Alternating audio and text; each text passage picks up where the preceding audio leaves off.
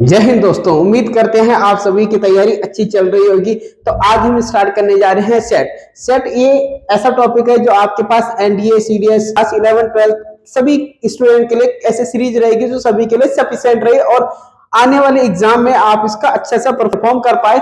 तो इसी के साथ हम स्टार्ट करने जा रहे हैं सेट। देखो, आज हम डिस्कस करेंगे बेसिकली सेट क्या होता है, सेट की क्या डेफिनेशन होती है, या फिर सेट के कितने टाइप है। देन हम स्टार्ट करेंगे फिर सबसेट के टाइप्स डिस्कस करेंगे। यूनिवर्सल सेट क्या होता है, प्रॉपर पावर सेट क्या होता है, इसके बारे में हम आगे डिस्कस करेंगे। आज कुछ मेनली टॉपिक्स पे हम डिस्कस करते हैं। देखिए, अपनी तैयारी धीरे धीरे धीरे करके ही इंक्रीज होती है। एक दिन में कुछ भी हम नहीं कर सकते। एक दिन में हमारी तैयारी एक पीक पे नहीं पहुंच सकती है। जब हम धीरे थोड़ा आज पढ़ेंगे, थोड़ा कल पढ़ेंगे, थोड़ा परसों पढ़ेंगे, तो एक दिन हमारी तैयारी इस प्रकार से होगी कि जो हमारे पास जितना भी ब्रॉड एरिया है वो कवर हो जाएगा। लेकिन अगर हम ये सोचेंगे कि हमारा जो एरिया है वो एक ही दिन में हम कवर कर लेंगे, तो ये पॉसिबल नहीं होता है। इसीलिए हर स्टूडेंट को, हर किसी भी स्टूडेंट को, चाहे कंपटीशन एग्जाम में हो चाहे स्कूलिंग एग्जाम में, तो आपको क्या करना है, आपको डे बाय डे आपको क्या करना है, इंक्रीज करते जाना है। अगर डे बाय डे आप इंक्रीज करते जाते हो तो एक दिन आपके पास इतना मटेरियल होता है, इतना कॉन्सेप्ट होता है, कंटेंट होता है कि आप इनको बड़े इजीली ही रिवीजन के तौर पे क्लियर कर सकते हैं। तो चलिए अब बात करते हैं सेट की। तो सेट में सबसे पहले हम बात करेंगे इसकी डेफिनेशन की कि सेट की क्या डेफिनेशन होगी। आज हम पार्ट 1 डिस्कस करेंगे। आपके पास बाइलैंग्वेज होगा, ये हिंदी में भी होगा, इंग्लिश में भी होगा। लिखा आपके पास इंग्लिश में जाएगा, लेकिन समझाया आपको हिंदी में भी जाएगा। ठीक है, तो चलिए बात करते हैं सेट की। तो सेट हमारे पास क्या होता है, देखिए हमारे पास सेट क्या होता है। A set is a well defined collection of object. कोई भी ऑब्जेक्ट होगा उसका क्या होगा, वेल डिफाइंड। अब ऑब्जेक्ट से क्या मतलब है समझेगा, थोड़ा सा मैं यहां समझा देता हूं। ऑब्जेक्ट, सबसे पहले हम बात करते हैं वेल डिफाइन की। किसकी बात करेंगे, वेल डिफाइन कि भाई ये वेल डिफाइन क्या होता है। हिंदी में इसको हम क्या कहते हैं, सुपरिभाषित। क्या कहते हैं, सुपरिभाषित। क्या कहते हैं, सुपरिभाषित। सुपरिभाषित। और ऑब्जेक्ट को हम क्या कहते हैं, अवयव। ऑब्जेक्ट को हम क्या कहते हैं, अवयव। ऑब्जेक्ट को हम कहते हैं अवयव। तो हमारे पास समुच्चय वो होता है जिसमें सभी अवयवों का क्या करते हैं, सुपरिभाषित संग्रह को क्या संग्रह को हम सेट कहते हैं, यानी कि समुच्चय कहते हैं। तो देखिए वेल डिफाइंड, सुपरिभाषित। अब देखिए सुपरिभाषित से क्या मतलब है। एक घर में 4 लोग हैं, क्या है, 4 लोग। तो हम उसके एलिमेंट बता रहे हैं, हम उसके अवयव बता रहे हैं कि 4 लोग हैं। लेकिन हम उसी में बताए कि इनमें से सबसे बुद्धिमान व्यक्ति कौन है, सबसे बुद्धिमान व्यक्ति क्या है। तो वो हमने सुपरिभाषित नहीं कर, स्पष्ट नहीं कर सकते, उसको एक परिभाषित नहीं कर सकते कि ये बुद्धिमान है। उसको परिभाषित करने के लिए एक क्राइटेरिया होता है हर एक पर्सन के लिए, हर एक क्राइटेरिया। 4 लोग है तो चारों लोगों के लिए अलग अलग है। माना देखिए, सपोज ये फैमिली है, एक ये फैमिली है, तो हमें पता है कि फैमिली में कुल कितने लोग हैं, 1 2 3 4 5 6 7 8 9 10 11 है। 11 लोग है, क्या है, 11 लोग है एक फैमिली में। कितने हैं, 11 लोग हैं। अब इन 11 लोगों में हमने बता दिया कि ये परिभाषित है, एक एलिमेंट है जो निश्चित है, जो निश्चित है वो हमारे पास परिभाषित है। तो हमारे पास ये परिभाषित है, 11 लोग हैं, तो सुपरिभाषित है, तो यानी कि वेल डिफाइंड है। लेकिन वही अगर कहा जाता है कि इनमें से सर्वश्रेष्ठ बुद्धिमान कौन है, इनमें से सर्वश्रेष्ठ बुद्धिमान कौन है।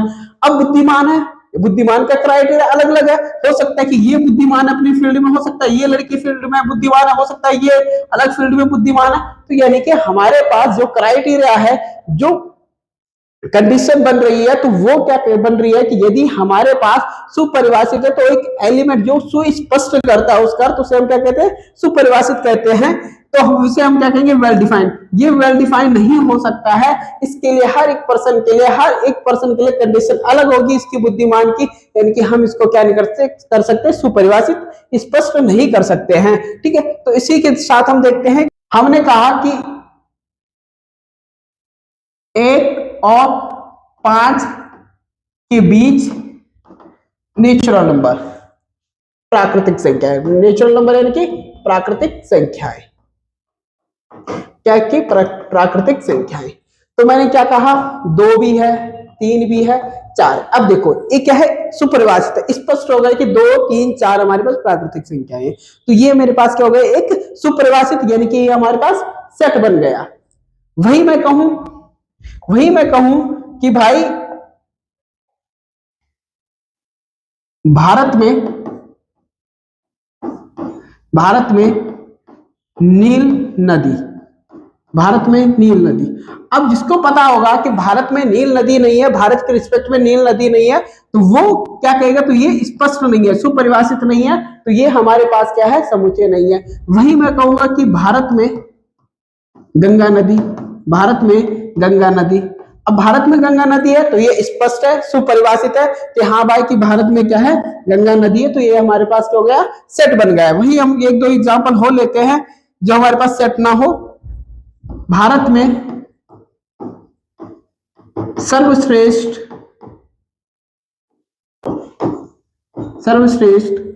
10 व्यक्ति। अब पर्सन टू पर्सन डिपेंड करेगा, अब पर्सन टू पर्सन डिपेंड करेगा कि हो सकता है कि 10 लोग हैं, वो अलग अलग फील्ड में क्या है, अपने आप को सर्वश्रेष्ठ मानते हो, सर्वश्रेष्ठ हो, तो यानी कि हम इसको क्या नहीं कर सकते, स्पष्ट नहीं कर सकते हैं, इसका वेल डिफाइन नहीं कर सकते कि भाई ये पहला ही या दूसरा 10 व्यक्ति हमारे पास क्या है, तो उन 10 व्यक्तियों का हम नहीं ढूंढ सकते कि इसमें क्या है, कौन सुपरिभाषित है, तो इसका मतलब क्या है, ये वेल डिफाइंड कलेक्शन नहीं बनता है, तो देन ये सेट नहीं कहलाता है। चलिए आगे बढ़ते हैं, हम लिखते हैं नेचुरल नंबर, हम लिखते हैं नेचुरल, देखो यही है the set of natural number, हमारे पास the set of natural numbers, यानी कि हमारे पास प्राकृतिक संख्याओं का संग्रह, यानी कि समुच्चय, प्राकृतिक संख्याओं का समुच्चय। अब प्राकृतिक ये डिनोट करना है, एन हमारे पास नेचुरल नंबर का सेट है, जेड हमारे पास क्या इंटीजर्स का है, क्यू हमारे पास क्या रेशनल नंबर है, आर क्या है रियल नंबर है, जेड प्लस क्या है पॉजिटिव है, क्यू क्या है, क्यू प्लस क्या है पॉजिटिव रियल रेशनल नंबर है, आर प्लस क्या है पॉजिटिव रियल नंबर है। देखो नेचुरल नंबर प्राकृतिक संख्याएं होती है, इंटीजर्स हमारे पास पूर्णांक होता है, रेशनल नंबर परमेय संख्याएं होती है, रियल नंबर वास्तविक संख्याएं होती है, धन पूर्णांक हो जाएगा। करते हैं, देखिए हर चीज को डिफाइन करने के लिए, डिनोट करने के लिए कुछ चीजें होती है। अब इसमें दो चीजें हैं, एक तो सेट है और एक ऑब्जेक्ट। ऑब्जेक्ट को हम क्या कहते हैं, एलिमेंट भी कह सकते हैं, अवयव जिसे कहते हैं, ठीक है ना, ऑब्जेक्ट को हम एलिमेंट भी कह सकते हैं। अब हमारे पास दो चीजें हैं, एक एलिमेंट है और एक सेट है। सेट ये बड़ा है, यानी कि सेट के अंदर ही सब एलिमेंट होंगे, जब एलिमेंट एलिमेंट होंगे तो हमारे पास एक सेट का निर्माण करेंगे, तो इसका मतलब क्या करेंगे, स्मॉल लेटर में डिफाइन करेंगे, ए बी सी डी से लेकर जेड, स्मॉल लेटर्स में इसको डिफाइन करेंगे। वही अगर सेट की बात करें तो सेट को हम क्या करेंगे, कैपिटल लेटर में डिफाइन करेंगे, डिफाइन इनके डिनोट करेंगे, सॉरी इसको हम क्या करेंगे, डिनोट करेंगे ए से जेड तक। इस ऑब्जेक्ट को या एलिमेंट को हम किससे डिनोट करेंगे, स्मॉल लेटर से, ए बी सी डी जो भी जेड तक जाएगी, और वही सेट को हम किससे डिनोट करेंगे, ए बी सी से लेकर जेड तक हमारे पास कैपिटल लेटर में हम इसको डिनोट करेंगे। अब बात करते हैं आगे। अब देखो, अब एक चीज आपने देख ली है, जरा सा मैं थोड़ा आपको आगे समझाता हूं। यहाँ पे देखिए, अभी हमने क्या कहा, जो हमारे पास सेट होगा, जो सेट होगा वो हमारे पास कैपिटल लेटर में डिनोट करेंगे ए से लेकर जेड। वही जो एलिमेंट होगा यानी कि ऑब्जेक्ट होगा, उसे हम किससे डिनोट करेंगे, A B C small letter से। अब बाबू देखो, हमारे पास जो सेट होता है वो एलिमेंट, जब एलिमेंट उसके अंदर आते हैं तो एक सेट बनता है, यानी कि कुर्सी आ गई, मेज आ गई, लड़का आ गया, लड़की आ गई, कोई भी हम कोई भी ऑब्जेक्ट लेंगे, कोई भी एलिमेंट लेंगे, एलिमेंट कुछ भी हो सकता है, हम बुक्स उठाते हैं, हो सकता है हम परिवार में किसी बच्चे की आयु उठा दे, परिवार वालों की एज उठा दे, हो सकता है हम स्कूल में बच्चों की संख्या, एलिमेंट का मतलब यही होता है, ठीक है। अब बात करते हैं एलिमेंट, जब ये एलिमेंट से बन के मिलेगा तो हमारे पास ये सेट का निर्माण करेगा, समुच्चय का निर्माण करेगा। देखिए कैसे, हमारे पास सपोज दैट मैंने कहा कि 1 2 3 4 5 6 7 8 9 10, ये मेरे पास एलिमेंट है। अब एलिमेंट को क्या करता हूं मैं, मंजिला कोष्ठक में बंद करता हूं, इस प्रकार के ब्रैकेट में इसको बंद करता हूं। ये मेरे पास क्या है, एलिमेंट है, सभी मेरे पास क्या एलिमेंट है। सपोज मैंने ए से डिनोट किया तो A1 A2 A3 A4 A5 A6 A से 10 तक जाएगा, ठीक है, ए एलिमेंट। अब इस एलिमेंट से मिलकर हमारे पास एक सेट बना है, एक क्या बना है, सेट बना है, तो उस सेट को हम डिफाइन करेंगे कैपिटल लेटर से ए। बी से भी कर सकते हैं, सी से भी कर सकते हैं, डी से भी कर सकते हैं, डजंट मैटर किससे भी करो। तो ये आपके पास क्या हो जाएगा, ए से हमने डिफाइन किया तो ए हमारे पास सेट हो गया, ए सेट हो गया इन एलिमेंट का, इनका इस इन एलिमेंट का। अब जब ये हम क्यों पढ़ रहे हैं, अब देखो, अब इनमें हम देखेंगे, सपोज दैट किसी ने पूछा कि भाई ये चार है, ये चार समुच्चय एक परिवार में है कि नहीं है, तो हमने कहा कि ए चार, हमें दिखा कि हाँ चार चार ए में है, यानी कि पूरे सेट में है। ये क्या है, पूरे सेट में चार है, तो हमने कहा ए बिलोंग, चार बिलोंग करेगा ए को, चार बिलोंग करेगा ए को, यानी कि चार क्या है, ए में है, यानी कि जो पूरा सेट बना है उसमें है। वही मैं कहता हूं 12, 12 कहता हूं कि 12 पूछता है कि भाई इसमें है कि नहीं है। अब मेरी नजर पड़ती है ए सेट है, तो 1 2 3 4 5 6 7 8 9 10 है, 10 तक गिनती जा रही है, लेकिन 12 नहीं है। तो मैं क्या कहता हूं, नहीं साहब, ए जो 12 है वो सेट में नहीं है, तो ए 12 डज नॉट बिलोंग्स टू ए, 12 यानी कि 12 डज नॉट बिलोंग्स टू ए। इस प्रकार से हम करते हैं बिलोंग्स टू और डज नॉट बिलोंग्स टू को डिफाइन, कि भाई अगर हमारे पास कोई एलिमेंट है वो उस सेट में हमारे पास है या नहीं है, तब हम क्या लिखते हैं, अगर होगा तो बिलोंग्स टू, अगर नहीं होगा तो डज नॉट बिलोंग्स टू। अब वही अगर मैं एक एग्जांपल और उठाता हूं, मैंने लिखा ए चाचा चाची मामा मामी नाना नानी, ठीक है, ये परिवार के सदस्य है। अब ये समुच्चय है एक परिवार का, एक समुच्चय है, ये सेट है एक परिवार का। अब मैंने कहा कि क्या जो व्यक्ति, माना मैं व्यक्ति हूं, तो मेरे ये चाचा चाची का मैंने अलग सेट बनाया। अब मैं पूछता हूं कि क्या मेरे दादी ए में है, इस समुच्चय में है? तो मैंने कहा ए में तो मेरा चाचा भी है, चाची भी है, मामा है, नानी है, नानी है, नाना है, लेकिन दादी नहीं है। तो मैं क्या कहता हूं, दादी ए को बिलोंग नहीं करती, क्योंकि दादी रिश्तेदारों से नफरत करती है। तो मैंने क्या, ए दादी डज नॉट बिलोंग्स टू ए। वही मैंने कहा कि चाचा नहीं चाची, चाची क्या समुच्चय ए में है?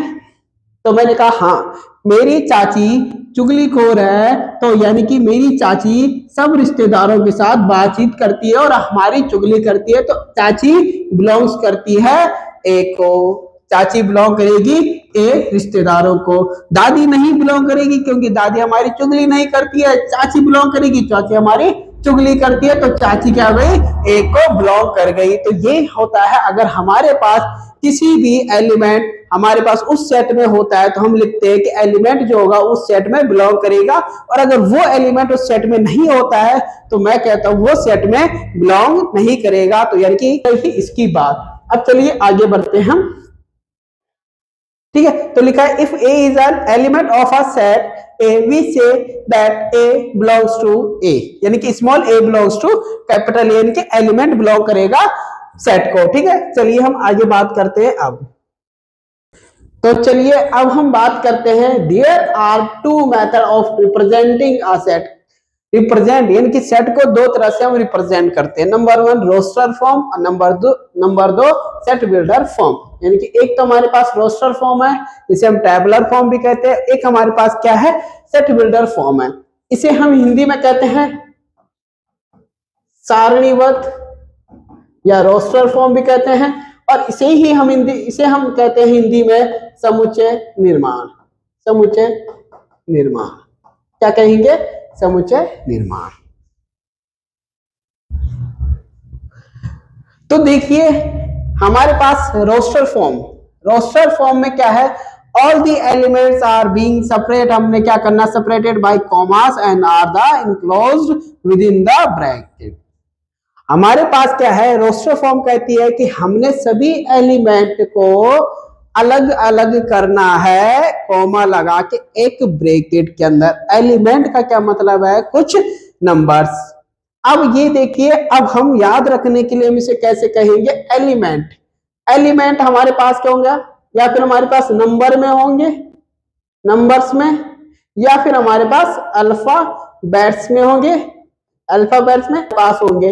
तो जब मैं इसको नंबर में करता हूं तो हम नंबर में करेंगे, तो नंबर का क्या मतलब है, सपोज दैट मुझे 1 2 3 4 5 फर्स्ट 5 नेचुरल नंबर लिखने हैं, तो मैंने लिखा 1 2 3 4 और इस ब्रैकेट के अंदर मैंने इसे बंद कर दिया और सेपरेट कर दिया कॉमा के साथ। वही अल्फाबेट अब मुझे पूछेगा कि भाई वोवेल्स बताइए, वोवेल्स बताइए, वोवेल्स को ए ई आई ओ यू, तो इसे मैंने सेपरेट कर दिया किसके अंदर, अल्फाबेट। जब अल्फाबेट पूछेगा तो अल्फाबेट में मैंने इस प्रकार से। अब हम बात करते हैं किसकी, सेट बिल्डर फॉर्म की।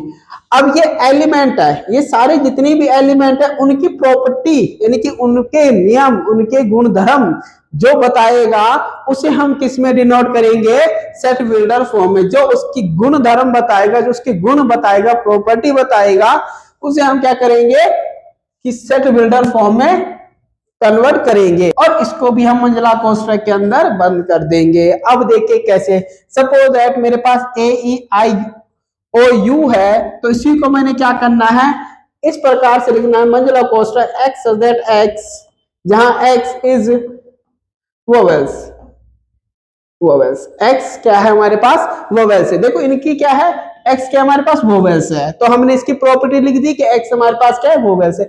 वही मैं लिखता हूं 1 2 3 4 5, इसका गुणधर्म क्या है, first 5 natural number, first 5 natural number. तो एक्स हमारे पास क्या है, is less than equal to 5, तो इसी में हम ब्रैकेट में इसको इस प्रकार से लिख सकते हैं। और एक्स सच दैट, ये एक्स सच दैट होता है, तो ये हमारे पास सेट बिल्डर फॉर्म और रोस्टर फॉर्म में। थोड़ा सा एक चीज और समझते हैं, अगर मुझे कोई कहता है APPLE एप्पल है, एप्पल को मुझे रोस्टर फॉर्म में लिखना है, यानी कि इसको सबको सेपरेट करना है। अब इसमें क्या कंडीशन है, एक एलिमेंट एक से बार अधिक बार नहीं आएगा, एक एलिमेंट केवल एक ही बार आएगा। जैसे कि हमारे पास ए है, तो मैंने ए लिख दिया, फिर पी है, पी लिख दिया। अब पी दोबारा है तो पी दोबारा नहीं आएगा, तो पी एक ही बार आ गया। फिर हमारे पास एल है, फिर हमारे पास ई है, तो ये हमारे पास क्या बन गया, रोस्टर फॉर्म बन गया इसका एप्पल का। तो यानी कि हमको क्या याद रखना है, जब रोस्टर फॉर्म लिखेंगे तो एक एलिमेंट केवल एक ही बार आएगा, ना कि एक से ज्यादा बार आएगा। ठीक है, तो चलिए हम आगे बढ़ते हैं, किसके बारे में डिस्कस करते हैं, टाइप। अब हम आगे समझते हैं टाइप ऑफ सेट, सेट के टाइप कितने होते हैं। ठीक है,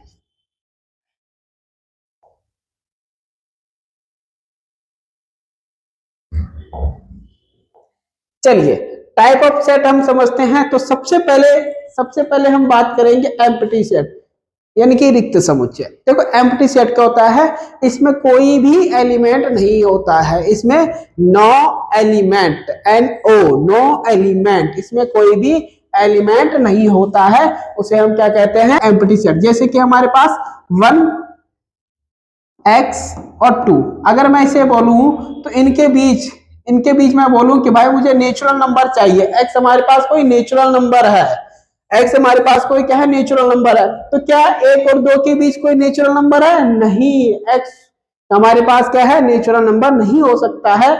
ना तो 1 से बड़ा कोई है, ना 2 से छोटा कोई हमारे पास यहाँ नेचुरल नंबर होगा। तो इस कंडीशन को हम कहते हैं एम्प्टी सेट। क्या कहते हैं, एम्प्टी सेट, यानी कि रिक्त समुच्चय। और इससे हम किससे डिनोट करते हैं, अगर हमारे पास कोई एम्प्टी सेट आता है तो उसे हम डिनोट करते हैं या फिर फाई से डिनोट करते हैं, या फिर मंजिला कोष्ठक लगा के इस प्रकार के ब्रैकेट में उसको बंद करके डिनोट करते हैं। ठीक है, अब बात आती है फाइनाइट और इनफाइनाइट सेट।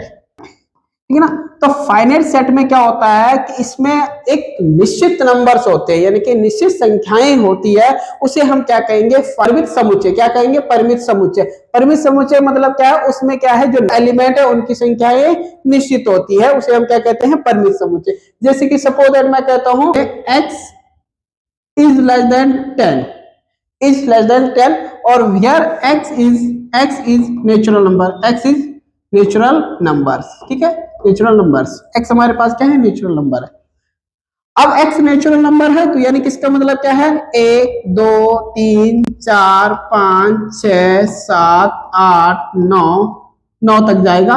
ठीक है, ये 9 तक हमारे पास। अब मैंने 1 से 9 तक इसे डिफाइन, अब मेरे पास एक निश्चित नंबर्स आ गए, निश्चित संख्याएं आ गई कि भाई 1 से लेकर 9 तक है, तो इसे हम कहते हैं फाइनाइट सेट। वही अगर इनफाइनाइट की बात करें, इनफाइनाइट सेट की बात करें, तो इनफाइनाइट सेट में अगर हम देखते हैं कि x इज ग्रेटर देन 10 और x हमारे पास क्या है, इज नेचुरल नंबर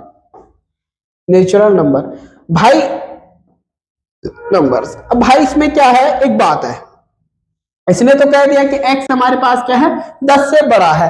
अब x 10 से बड़ा यानी कि नेचुरल नंबर क्या हो गया, अब नेचुरल नंबर 100, 200, 400, 500, यानी कि इसको हम कोई निश्चित नंबर नहीं मिल रहा हमें। अब निश्चित नंबर नहीं मिल रहा है यानी कि एक वैलिड संख्या ही नहीं मिल रही है हमें, तो हमारे पास जब ये निश्चित संख्या नहीं मिल रही है तो हमारे पास ये क्या हो जाएगा, इनफाइनाइट सेट हो जाएगा। क्या हो जाएगा, इनफाइनाइट। लेता हूं पहले इक्वल सेट के बारे में बात करते हैं। अब इक्वल सेट यानी कि हमारे पास दो सेट है, हमारे पास क्या ए है, बी है, ए और बी है। अब ए और बी हमारे पास क्या होना चाहिए, इसमें हमारे पास सेम नंबर होने चाहिए, सॉरी सेम एलिमेंट होने चाहिए। क्या होने चाहिए, सेम एलिमेंट होने चाहिए। अगर मेरे पास यहाँ पे 1 2 3 4 है तो यहां भी मेरे पास 4 3 2 1 होना चाहिए। क्या होना चाहिए, ये। तो ये मेरे पास इक्वल सेट हो गया। लेकिन इसमें थोड़ा सा आपको क्या याद रखना है कि सपोज दैट आपके पास ए, आपके पास क्या बन रहा है, 1 2 बना, 1 2 बना। बी आपके पास क्या बना, 2 1 2 1, सपोज ये बना। अब आपने एलिमेंट गिने 1 2 1 2 3 4, इसमें एलिमेंट तो सेम है लेकिन एलिमेंट के नंबर्स अलग अलग है, तब भी ये इक्वल सेट है। तब भी क्या है, इक्वल सेट है। इक्वल सेट का मतलब क्या है, जो एलिमेंट है वो आपके पास सेम होने चाहिए, डजंट मैटर उसकी कार्डिनेटी कितनी है। कार्डिनेटी जहां पे बात आएगी तो वहां हमारे पास क्या होगा, इक्विवेलेंट सेट होगा। क्या होगा, इक्विवेलेंट सेट हो जाएगा। जहां पे कार्डिनेटी की बात आएगी, कार्डिनल नंबर की बात आएगी, वहां पे मेरे पास इक्विवेलेंट सेट बनेगा। इक्वल सेट में हमारे पास क्या होना चाहिए, एलिमेंट सेम होनी चाहिए और कार्डिनेटी से कोई मतलब नहीं है। कार्डिनेटी से कोई मतलब नहीं कि इसकी कार्डिनेटी क्या है, इससे कोई मतलब नहीं है। आपकी 4 हो, कार्डिनेटी क्या होती है, किसी भी सेट की टोटल एलिमेंट, कितने टोटल एलिमेंट हमारे पास किसी भी सेट में, टोटल एलिमेंट को हम क्या कहते हैं, cardinal of the set. Cardinal of the set यानी कि अगर मेरे पास ये 2 है ए सेट में तो इसकी कार्डिनेटी कितनी होगी, 2, कार्डिनल नंबर 2, कार्डिनेटी 2, 1 2 3 4, इसकी कार्डिनेटी 4, कार्डिनेटी इसकी होगी 4। वही हम बात करेंगे इक्विवेलेंट सेट। इक्विवेलेंट सेट में हमारे पास क्या होना चाहिए, इसकी कार्डिनेटी सेम होनी चाहिए, लेकिन ये जरूरी नहीं है कि हमारे पास इसके जो एलिमेंट है वो भी सेम होनी चाहिए। ए हम लिखते हैं 2 4 5, वही अगर हम बी लिखे 7 8 9, तो अब देखिए ये कार्डिनेट इसकी 3 है, इसकी कार्डिनेटी भी 3 है। अब इसकी कार्डिनेटी सेम बन गई तो इसका मतलब क्या है, ये क्या है, इक्विवेलेंट सेट कहलाएगा। क्या कहलाएगा, इक्विवेलेंट सेट। तो आज के लिए हमारे पास इतना ही। अभी तक हमने डिस्कस किया सेट क्या होता है, इसकी डेफिनेशन क्या होती है, कितने टाइप से हम इसको रिप्रेजेंट करते हैं। अब हम बात आगे करेंगे अगली वीडियो में, सबसेट क्या होता है, यूनिवर्सल सेट क्या होता है, इंटरवल होते हैं, इनके धीरे धीरे करके हम इसको आगे इंक्रीज करते जाएंगे। तो चलिए मिलते हैं नेक्स्ट वीडियो में।